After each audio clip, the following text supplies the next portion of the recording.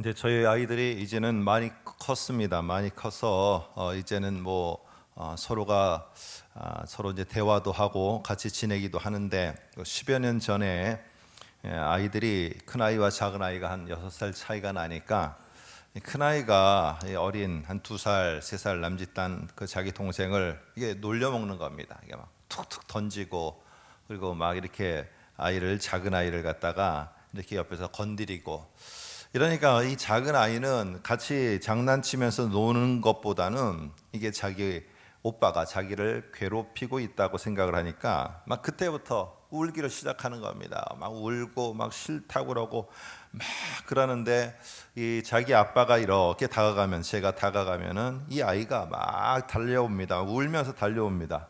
그러면서 제가 이렇게 안아서 높이 올리면은 언제 울었냐는 듯이 탁 울음을 멈춥니다. 그리고는 어떻게 하느냐? 자기 오빠를 조롱합니다. 뭐라고 말하냐면 약올 없이 하면서 뭐야 뭐 하고 막 그러면서 말을 합니다. 그러면 자기 오빠는 또 화를 나는데 그래서 자기 동생을 건드리려고 하면은 제가 건드리게 둡니까? 못 건드리게 제가 막아주고 그런 것입니다. 그러니까 이 아이를 작은 아이는 자기가 위험에 처할 때마다 누군가에게 달려가는 겁니다. 그건 바로 가까이에 있는 자기 엄마나 자기 아빠한테 달려가는 거죠. 그러면 이 아이를 이 부모는 특별히 이 귀하게 여기는 부모는 그 아이를 높이 들어서 자기의 어깨 위에 올려놓기도 합니다. 이 어깨 위에 올려놓으면은 저는 그때까지 이 모든 이런 상황들이 어떤 어려움과 환난과 고난에서 내가 벗어났다는 이런 의도 속에서 이 피하는 어린아이가 자기의 부모의 어깨 위나 아니면은 또 높이 들려서 이 아이가 어려움만 피한다고 생각을 했습니다. 근데 오늘 시편을 이렇게 읽다 보면은 시편의 저자 그 시편을 쓴 사람들의 주로 쓰는 표현이 가장 종종 많이 쓰는 표현이 뭐냐면은 하나님 앞에 하나님 나를 높여달라는 겁니다. 나를 좀 높여주소서 이런 말을 합니다. 특별히 오늘 59장 1절 보시면은 나를 높여주소서 나를 건지셔서 나를 높여주십시오라고 이런 말을 하는데 오늘 이런 말을 시편에서 읽을 때 우리는 연상되는 게 뭐냐 하면은 어려움에서 나를 제발 건져 주십시오라는 이쪽에만 관심이 있다는 겁니다. 어린아이가 자기 부모를 향해서 달려갈 때 그 아이는 물론 첫 번째로 자기를 괴롭히는 오빠나 주변에 다른 아이들로부터 보호를 받기 위해서 부모에게 달려갑니다. 근데 막상 달려가서 어깨 위에 탁 올라가는 순간에 이 아이는 그 위험에서 자기가 건진받았다라는 그것보다는 더 중요하게 보이는 게 있습니다. 그게 바로 뭐냐 하면은 자기를 괴롭혔던 오빠가 될 수 있고요. 자기를 괴롭혔던 저희 큰아이 같은 경우에는 이 강아지가 막 짖고 그러니까 그 강아지의 그 짖는 소리 때문에 어릴 때 막 달려온 것을 제가 기억합니다. 근데 그 아이가 달려올 때는 그 위험에서 벗어나기 위해서 달려왔는데 막상 자기 아빠의 어깨 위에 오르고 보니까 내가 위험에서 벗어났다는 것보다는 다른 게 하나가 더 있게 된 겁니다. 그게 바로 뭐냐면은 자기를 괴롭혔던 것, 자기를 힘들게 했던 것, 그리고 자기에게 장난을 걸었던 그 모든 대상들이 오늘 부산 말로 하면은 아주 세피하게 보이는 거예요. 아주 별 볼 일 없게 보이는 거예요. 그러니까 어떻게 하느냐 하면은 그 어깨 위에서 조롱하는 겁니다. 덤벼봐라. 네가 감히 나에게 올 수 있다고 생각해? 하면서 이제는 자기가 맞닥뜨렸던 상황이 위험한 상황이 아니고 자기를 괴롭히는 상황이 아니라 자기에게 있어서 오히려 자기가 그것을 조롱할 상황으로다가 다시 보게 만드는 이게 바로 자기가 높여지는 상황이라는 것을 오늘 우리는 알게 됩니다.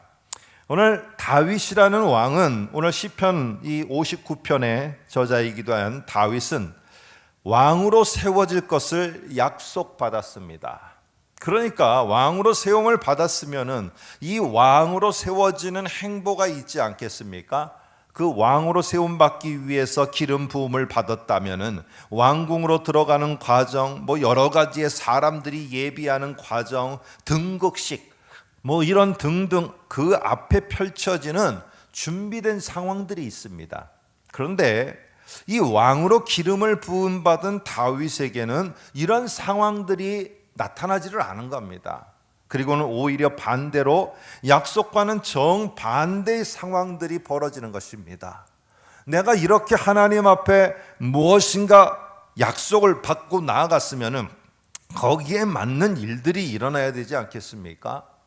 여러분, 여기 사업하시는 분도 계시고 우리 또 여기 청년들도 있고 뭐 우리 고등부 학생들도 있는지 모르겠습니다만, 그렇다면은 이렇게 뭔가 내가 하나님께 약속을 받고 하나님께 정말로 귀한 축복을 받았으면은 내가 그렇게 한 단계 한 단계 나아가는 모습이 보여야 되는데, 이상하게 점점 막히고 그 약속과는 정반대의 상황들이 벌어지는 뭐 이런 경우들이 우리들에게 있습니다. 그럴 때 이게 참 난감하거든요. 어떻게 할지를 모르는 겁니다. 오늘 여기도 보니까 시편 59편에 보니까 오늘 사울이 사람을 보내어, 제목 맨 위에 보니까 사울이 사람을 보내어 다윗을 죽이려고 그 집을 침몰을 지킨 때라고 이렇게 되어 있습니다. 여러분, 다윗을 죽이려고 하는 일들이 벌어지는 겁니다. 다윗은 왕으로 기름을 부음 받았는데, 왕으로 세움 받는 일이 벌어지는 게 아니라 왕은 왕으로서가 아니라 죽임을 당하는 그런 상황으로서의 정반대의 일이 벌어지고 있는 것입니다. 여러분들 뭘 계획하고 있습니까? 여러분들이 계획하고 내가 기도하고 내가 꿈꿔보죠. 내가 뭐가 이렇게 되면은 참 이렇게 해보고 싶다. 근데 막상 그 상황이 되고요, 그 위치가 되면은 그렇게 일어나는 일이 오히려 적습니다. 정반대의 일이 벌어지는 겁니다. 왜 이렇게 힘들고 어렵고 나를 괴롭히고 어려움에 나를 몰아넣는 이런 상황과 이런 또한 만남들만 기다리고 있는지 도대체 이해가 되지를 않는 거예요.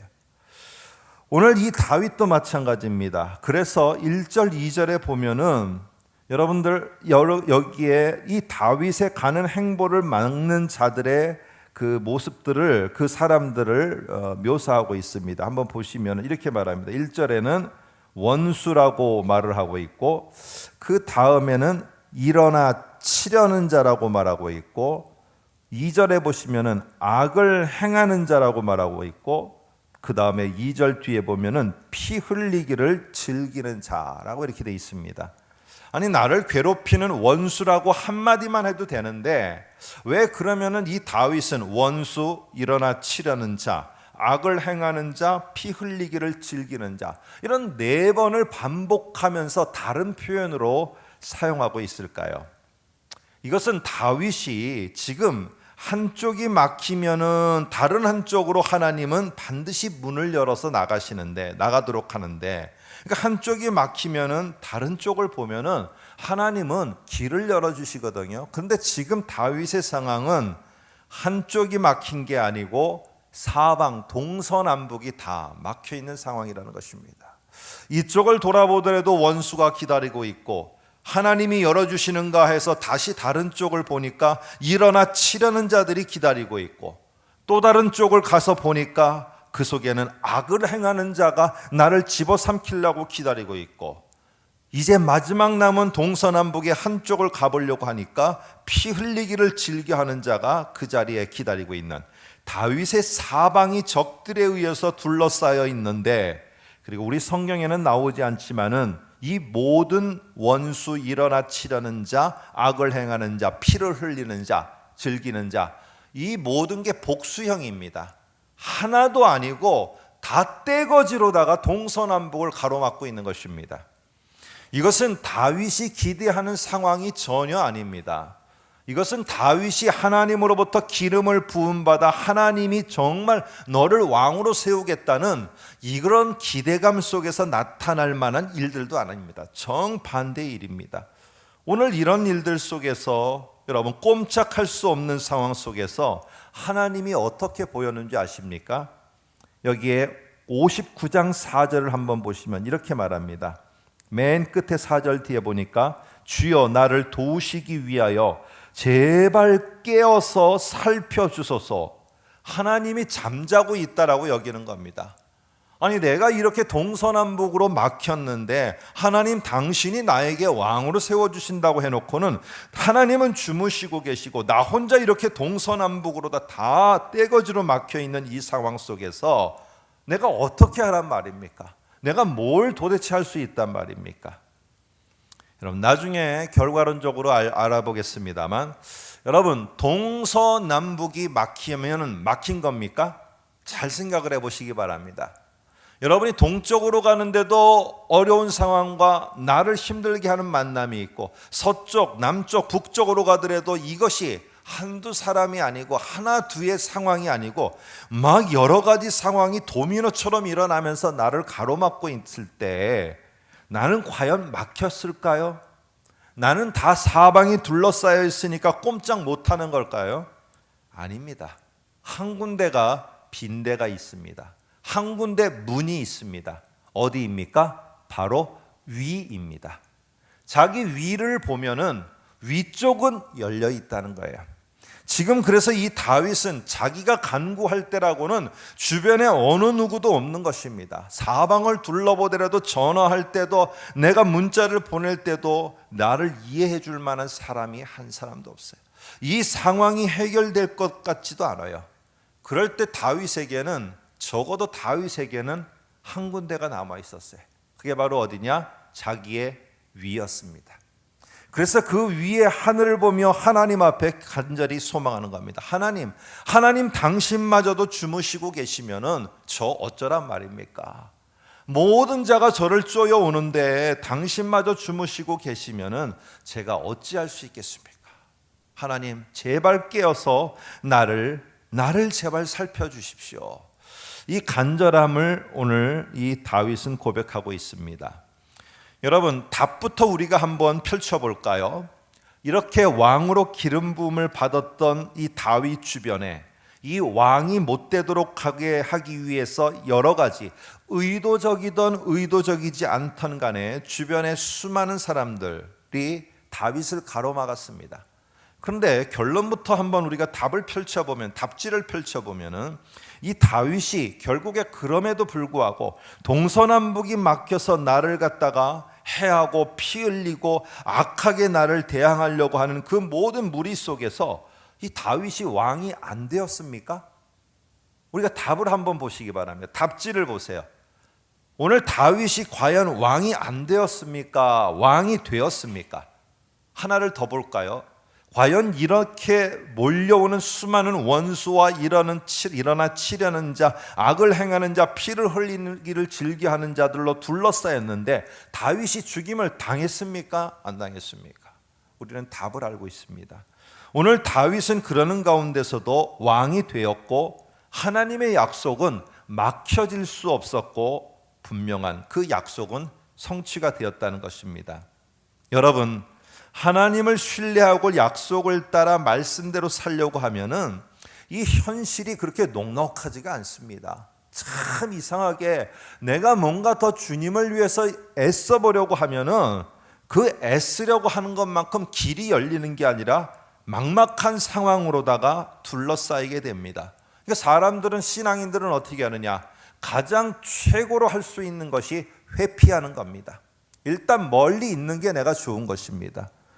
여러분 그러나 그런 막막한 상황에 둘러싸여 있을 때 우리는 멀리 할 수라도 있지만 다윗은 어디로 갈 수도 없습니다. 자기는 어디에 거할 곳도 없습니다. 어느 한 곳에 숨을 곳도 없습니다. 오늘 이런 상황에서 이 다윗은 결국 하늘을 쳐다볼 수밖에 없었다는 겁니다. 왜 하나님은 약속과 이런 다른 상황을 우리들에게 펼쳐 보이게 하시는지 이해가 안 될 때가 너무나 많습니다. 아니 하나님은 이렇게 약속하셨고 분명히 하나님의 역사하심 가운데 여기까지 와서 내가 이 일을 하고 있는데 아니 왜 내가 하는 일 이것에 걸맞는 길들이 열리는 게 아니라 왜 이게 막히는 상황들이 벌어지고 있느냐는 것입니다. 그런데 오늘 생각해 보시기 바랍니다. 나를 괴롭게 하는 이 상황과 동서남북으로 막히는 이 다윗이 하나님의 왕으로서 훈련받는 이 상황이 없으면은요, 우리가 하나님을 괴롭히는 사람이 됩니다. 나를 괴롭히는 상황이 없으면은 나는 평안할지 모르지만은 내가 하나님을 괴롭히는 사람이 돼요. 어떻게요?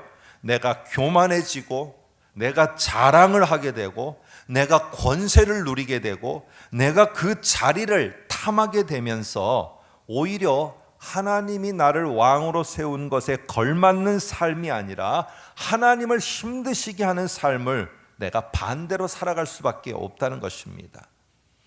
오늘 학생들이 자기가 원하는 대학에 들어가고 직장에 들어가고 좋은 사람을 만나고 내가 원하는 직업과 그런 모든 사업이 내가 원하는 대로 되면은요, 너무나 하나님의 축복을 받은 것 같지만은 잘 보시면은 내가 그렇게 되어지면은 나중에 가서는 나는 행복하다고, 나는 축복을 받았다라고 여기는데 반대로 하나님을 힘드시게 하는 교만한 자리에 내가 앉게 되어 있다는 사실입니다.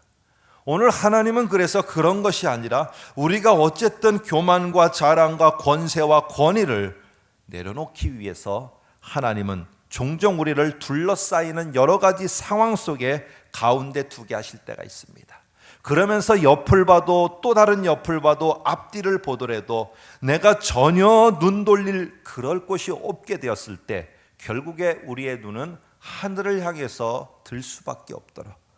그래서 이 자리가, 그리고 내가 하는 이 일들이, 앞으로 이스라엘을 다스려 나가는 이 왕으로서의 자리가 하늘을 바라보며 하늘을 향해서 내가 하나님을 구하지 않고는 이 일을 할 수 없다는 것을 절실하게 깨닫도록 하는 하나님의 잠시 우리를 두는 상황일 수 있다는 것입니다. 그러니까 하나님은요, 상황을 자꾸 없애달라고 하는 우리에게 그 상황을 없애주시고, 그 사람들 제발 내 곁에서 떠나달라고 할 때 그 사람을 떠나달라는 것이 아니라 먼저 오늘 우리들 스스로가 하나님을 향해서 눈을 들도록 만든다는 것입니다. 여러분은 한라산 또 아니면은 높은 정상의 산을 오른 적이 있으십니까? 우리 가까이에는 금정산이 있는데, 물론 이런 금정산, 이것이 어떤 사람에게는 낮은 동산처럼 보이지만은 어떤 사람에게는 참 오르기 힘든, 어렵고 힘든, 평생에 한번 오를까 말을까 한 정말로 높은 산처럼 보이는 사람도 있습니다. 그런데 큰 마음을 먹고 그 산 정상을 오를 때 정말 옆에서 필요한 사람이 누굴까요? 그 산을 오를 때 오르기도 전에 벌써 숨이 칵 막혀옵니다. 내가 저 산을 오를 수 있을까? 그럴 때 정말 그렇게 마음을 가지고 산을 향해서 한 발 한 발 오르려고 하던데 그 발걸음이 무거운 사람에게 정말 필요한 사람이 누굴까요? 옆에서 한 사람은 네 몸을 생각해라, 네 건강을 생각해라, 너의 몸과 건강으로는 저 산에 절대로 못 오른다. 네가 괜히 올라가다가 사고 당하지 말고 아예 여기서 쉬고 있으면은 우리가 올라갔다 내려오면서 너를 다시 만나 데리고 갈게. 너는 이 자리에 멈춰 있어라. 여러분, 이렇게 말하는 사람, 그에게 산을 향해서 걸음을 내딛지 않도록 그냥 어려움이 없이 그 자리에 편안하게 있도록 하는 사람이 여러분 정말로 필요한 사람입니까? 저는 산을 잘 못 오릅니다. 그런데 제가 경험한 바로는 그렇지 않습니다. 저는 가장 힘들게 올랐던 산이 제주도에 있는 한라산입니다. 정말 700m서부터 올라가는데 너무 힘들었습니다. 너무 힘들어서 주변에 그냥 쉬고 싶었어요. 능선까지 올라가니까 끝인 줄 알았어요. 근데 능선서부터 이제부터 시작이라는 거예요. 저 백록담이 저만치 보이는데 줄어들지가 않아. 그래서 별장에서 쉬고 싶은 마음이 있을 때 친구들이, 같이 올라갔던 친구들이 여기서 쉬고 있으면 우리가 올라갔다가 내려올 때 너 데리고 갈 테니까 괜히 무리하지 말고 쉬고 있으라는 거예요. 그런데 저의 절친 하나가 그렇게 했습니다. 석호야, 올라가다 힘들면 내가 잡아주고 옆에 있는 이 형이 밀어줄 테니까 우리가 올라가자. 올라가다가 네가 힘들면 말해라. 내가 뒤에서 밀어줄게. 밀어준다고 하더니 힘들다고 하니까 자기도 힘드니까 알아서 가라고. 그래서 그 계단을 오르는데 너무너무 힘들었습니다. 그런데 그 격려의 말이 괜찮아, 조금만 기다려. 조금만 기다리면은 저 백록담 저 위에, 저희는 그때는 카페라는 말이 없어서 커피숍이 기다리고 있어. 백록담 저기 밑에는 내가 정말로 네가 좋아하는 커피를 살 테니까 커피숍이 있다니까 기다려, 빨리 가자. 백록담 밑에 무슨 커피숍이 있어요? 아무것도 없더구만. 그런데도 끝까지 해서 제가 힘들었지만 마지막 백록담까지 가서 거기 물도 한번 만져보고. 여러분, 누가 필요한 것입니까? 어떤 하나님이 나에게 필요한 것입니까? 내가 그 상황에 또 이렇게 둘러 있을 때 다윗아, 그래 너 그냥 쉬어 이런 게 필요합니까? 만일 그랬다면은 사울처럼 솔로몬처럼 오늘 이 다윗은 자기가 해야 될 일을 모르고 교만과 자랑과 그 자리를 지키려고 하는 것에서 결국 평생을 살아가다가 끝나고 말았을 겁니다.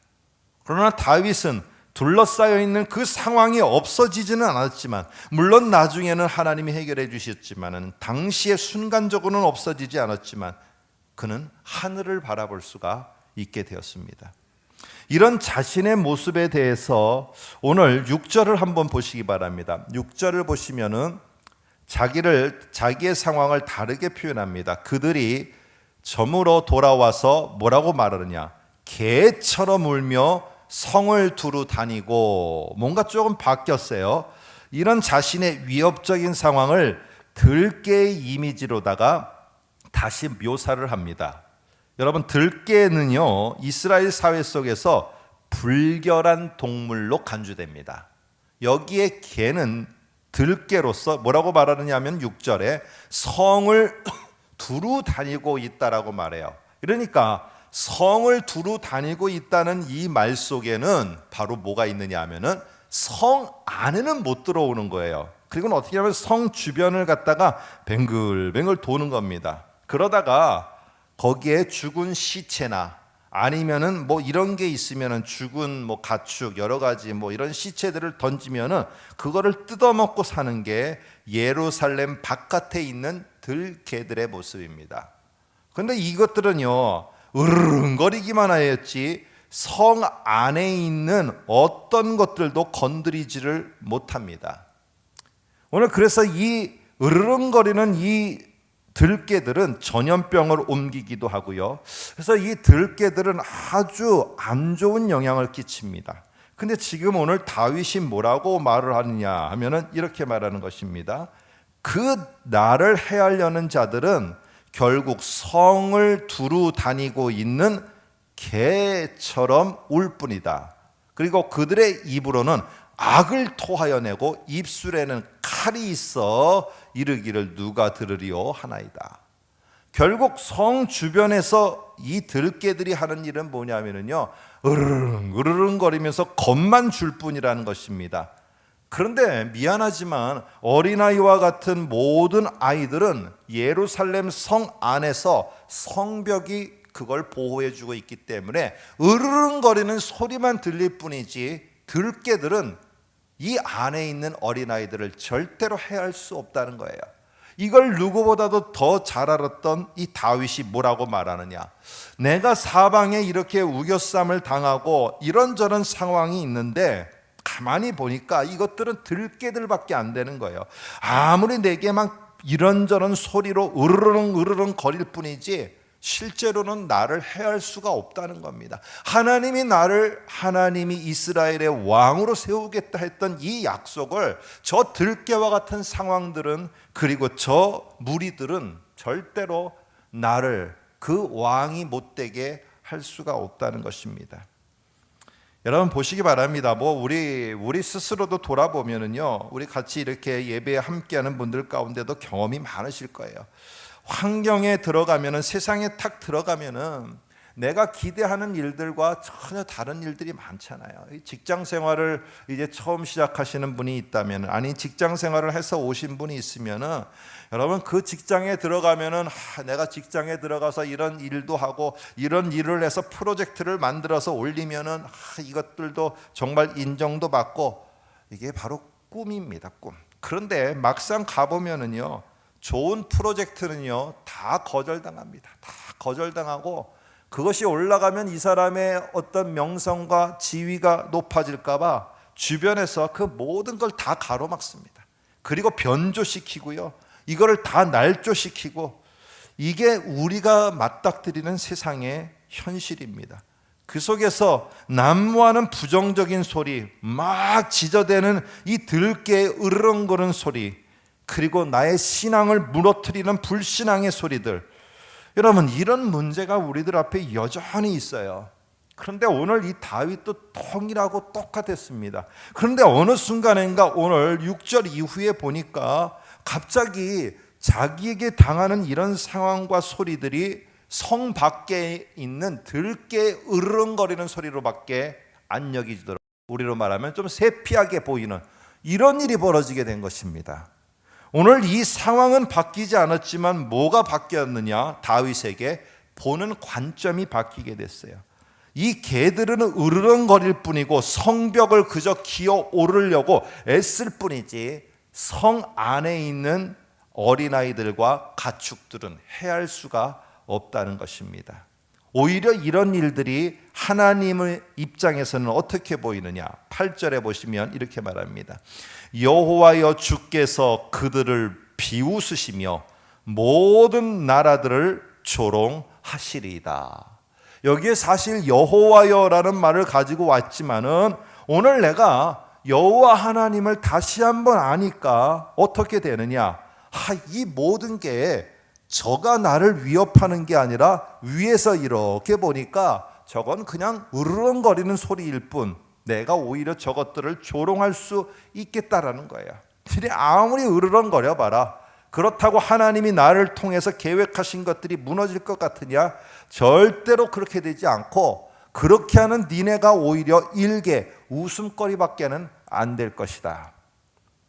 오늘 이러면서 다윗은 확신했습니다. 저와 여러분이 읽은 16절입니다. 뭐라고 말하느냐 하면은, 나는 주의 힘을 노래하며 아침에 주의 인자하심을 높이 부르오리다. 내가 이 저녁이 지나고 아침에 결국에 으르렁거리던 그 밤의 들깨들은 어디로 갔는지 다 아침이 되니 사라지고 새 아침이 내게 도래하여서 그 하나님의 인자하심을 내가 노래하는 그 아침을 맞게 될 것이다. 오늘 다윗은 이렇게 확신하게 되었습니다. 자, 그러면 여러분, 왜 우리와 다윗은 다른 걸까요? 왜 우리는 여전히 둘러싸여 있는 다윗과 똑같은 그런 상황인데, 그 상황 안에 묶여 있는데 어떻게 다윗은 그 으르렁거리는 소리와 상황을 들깨의 부르짖는 소리처럼 세피하게 여기고 오히려 비웃으며 그것을 조롱하며 자기가 새아침에 하나님의 인자하심을 찬양하리라는 이런 확신으로다가 어떻게 바뀌었습니까? 앞에서는 왜 나를 갖다 위험에 두게 하시며 하나님 주무시고 있습니까? 제발 일어나십시오 하면서 이렇게 말하던 다윗이 어떻게 들깨가처럼 이렇게 여기면서 이 모든 상황 속에서 다시 한번 자기가 하나님을 찬양하는 사람으로 변화될 수 있었을까? 여러분, 이유가 뭡니까? 오늘 이 59편 안에 그 답이 있습니다. 한번 59편 보시면 다윗이 이렇게 어려운 상황에서 확신할 수 있었던 것은 그 상황보다는 하늘을 보면서 하나님이 어떤 분인가, 여러분 이것을 올바로 알 수 있었습니다. 우리가 어떤 상황과 판단, 행동이 나타나면은 이 상황과 행동과 판단을 잘 보면은 그 사람의 신앙이 그 밑에 깔려 있습니다. 신앙이 어떤 신앙이 깔렸느냐에 따라서 그 행동이 나옵니다. 그리고 이 신앙은 어디서 만들어지느냐? 내가 성경을 통해서 알고 확신한 하나님이 어떤 분인가, 이것이 명확할 때 거기에 따라서 신앙이 만들어집니다. 이 만들어진 확실한 신앙은 나의 행동과 태도와 거기에 대한 판단을 만들어내게 됩니다. 그러면 그래서요, 내 행동이 자꾸만 나도 모르게 이상하게 잘못된 행동, 이게 신앙적이지 않은데 왜 이럴까? 이런 모습이 나도 내가 스스로 점검해도 그렇다면은 오늘 내 행동을 고치는 게 아니고요, 내가 믿고 있는 하나님이 어떤 분인가를 여러분들이 다시 점검해야 되는 것입니다. 오늘 이것이 다윗의 답이었습니다. 한번 볼까요? 오늘 그는 이미 그렇게 하나님 앞에서 제발 주무시지 마세요, 주무시지 마세요 라고 말하지만은 이미 59편은 그러는 하소연 속에서도 그는 하나님이 어떤 분인가에 대한 답을 가지고 있었습니다. 1절, 2절, 3절을 보시게 되면은 거기에 이런 말이 나옵니다. 나의 원수에게서, 그 다음 말입니다, 나를 건지시고 일어나 치려는 자들에게서 나를 높이 드소서. 그리고 행악하는 자들에게서 나를 건지시고 나를 구원하소서. 3절도 보면은 나를 치려 하오니 라고 하면서 자기가 이 모든 상황에 당하는 자이고 자기는 거기에 중심에 서 있지 않다는 걸 말합니다. 자기 스스로는 할 수가 없다는 거예요. 근데 이 모든 것, 나를 제발 봐주십시오, 나를 구해 주십시오, 나를 제발 보호해 주십시오, 나를 어떻게 해 주십시오 라고 하는데, 그렇게 해 주실 수 있는 그 분을 누구로 인정하느냐? 가만히 보시면은 1절에 나의 하나님이요 라는 말에서 시작됩니다. 이 모든 것들을 하실 수 있는 것은 나의 하나님이요, 당신밖에 없습니다. 결국 하늘을 쳐다보면서 고백하는 말, 나의 하나님이요, 나를. 그러니까 자기가 하려고 안 한다는 거예요. 자기가 자꾸만 세상의 방식을 끌어들이고 겉모술수를 하고 이런 머리 저런 머리를 잔꾀를 통해서 내가 그리하지 않겠다는 거예요. 하늘을 향해서 하나님이여 당신이 해줄 수 있습니다. 왜냐하면, 왜 당신만이 해줄 수 있느냐 하면은 9절입니다. 9절에 오늘 중요한 말인데 우리 성경에는 빠져 있습니다. 예전에 우리가 59편을 한번 보았을 때 여러분 거기에 기록하신 분들도 있을 텐데 59편 9절 앞에는 왜냐하면이라는 단어가 들어가야 됩니다. 그래서 앞에 화면을 보시면은 이 59편 9절은 이렇게 바뀝니다. 왜냐하면 하나님은 나의 요새이시기 때문입니다. 더 정확하게 말하면은 여기에 요새는 우리로 말하면은 이렇게 산성이라고 하기보다는요, 평지에 있는 산성이 아니라 더 쉽게 말하면은 높은 곳에 위치해 있는 산성입니다. 높은 곳에 있다는 겁니다. 그래서 오늘 그 산성은 높은 곳에 위치해 있고 최고의 그 당시의 산성은 어디였느냐 하면은 예루살렘, 이것이 요새였습니다. 그런데 지금 다윗은 예루살렘 요새보다도 더 높이 올리고 있습니다. 어디까지 올리느냐? 저 하늘에 있고 저 높은 곳에 계신 하나님이 나의 요새라고 말하고 있습니다. 왜 이것이 중요한지는 조금 이따가 말씀드리겠습니다. 그래서 이 다윗은 내가 하나님밖에는 없습니다. 그리고 하나님이 잘, 하나님을 내가 알아보니까 하나님은 나의 요새입니다. 근데 우리는 예루살렘 요새에서 들깨들로부터 보호를 받는 이 정도지만은 하나님은 예루살렘보다도 더 높은 저 위에 계시는 그 요새입니다. 여기에서의 중요한 강조점은요, 요새라기보다는 더 높은 곳에 있는 요새라는 거예요. 이게 왜 중요한가 좀 이따 보겠습니다. 16절에도 보면은 그래서 말합니다. 한번 보시면은 주는 나의 요새시며, 17절에도 보시게 되면은 하나님은 나의 요새시며, 이들에게 있어서의 진짜 요새는 원래는 예루살렘 산성이었습니다. 그런데 지금 바뀌었어요. 뭐라고 말하느냐면 예루살렘보다도 훨씬 더 높이 있는 그 산성이, 그 요새가 하나님이십니다.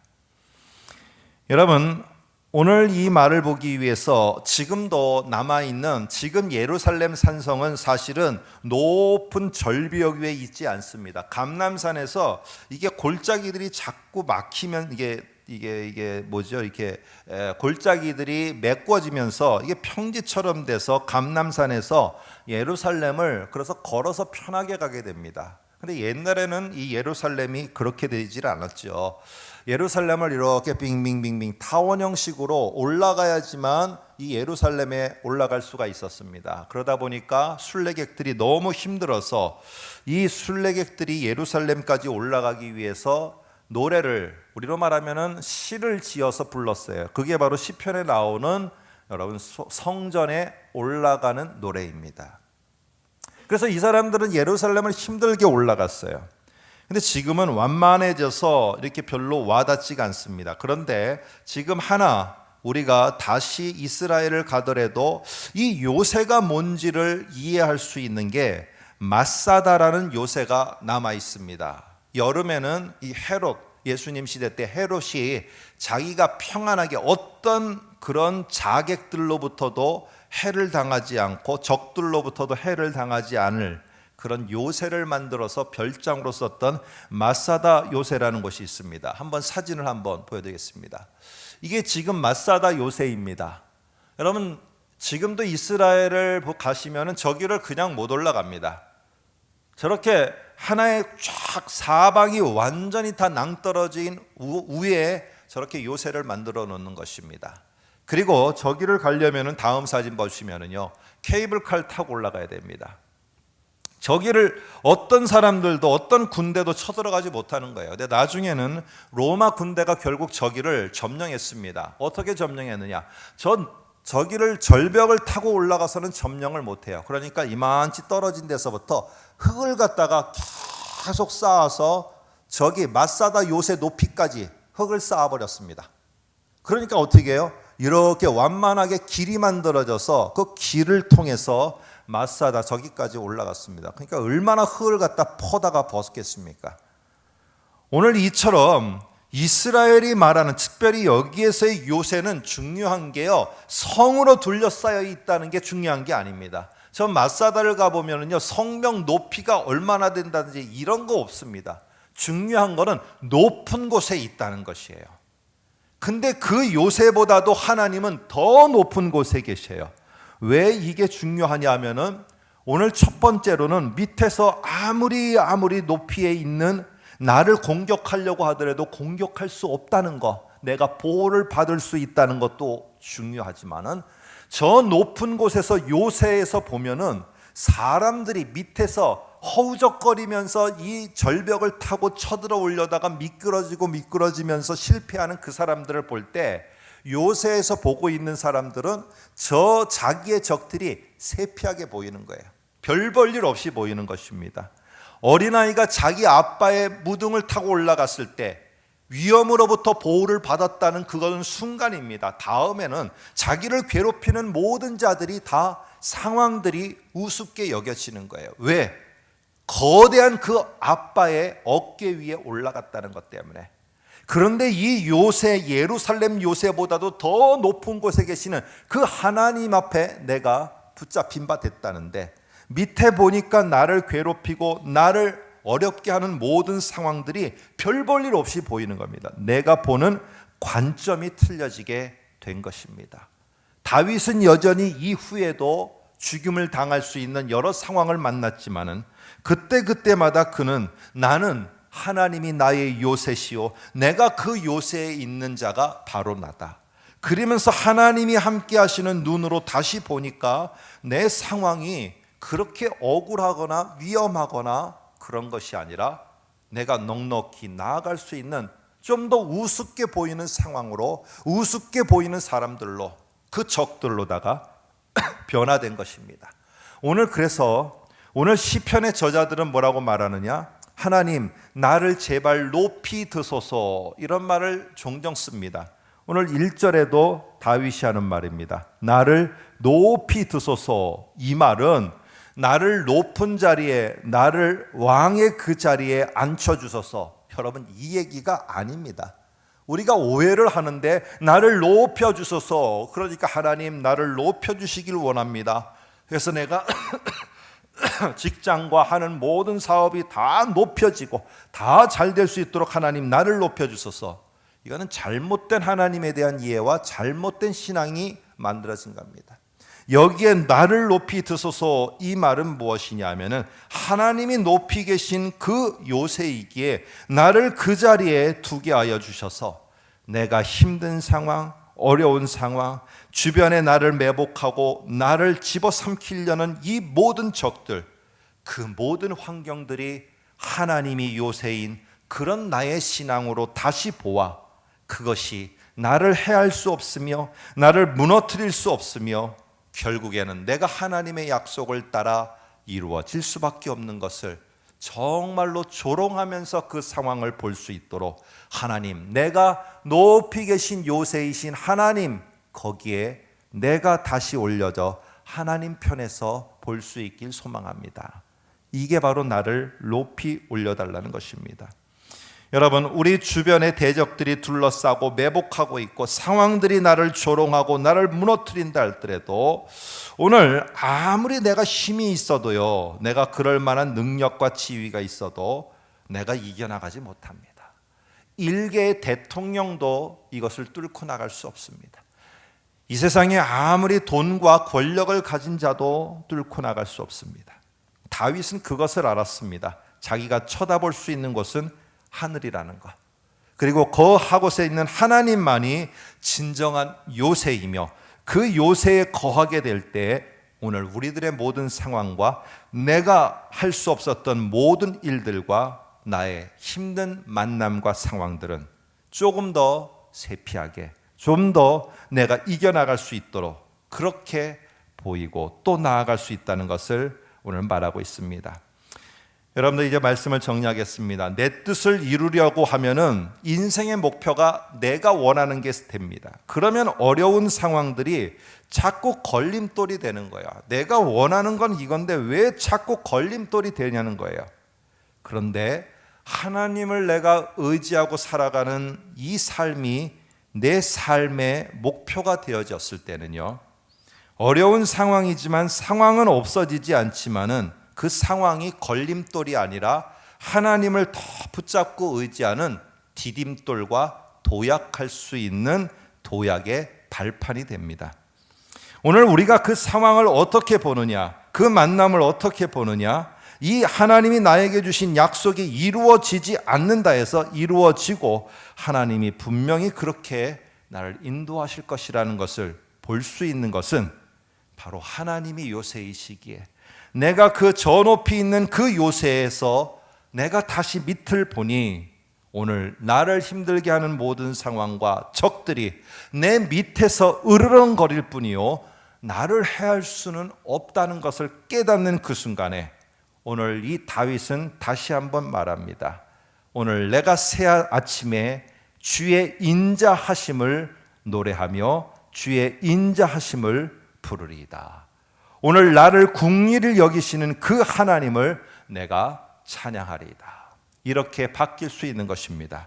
저와 여러분에게 있어서 하나님이 저 높이 계시는 우리의 요새이신 것을 기억하며 나를 들어 무등을 태우는 우리의 아빠처럼 나를 들어 저 요새에 두어서 우리가 다시 한번 이 땅을 볼 수 있게 하시는 그런 하나님을 의지하시면서 새 아침에 하나님의 인자하심과 그의 선하심을 찬양할 수 있는 저와 여러분이 되시기를 주님의 이름으로 축복합니다.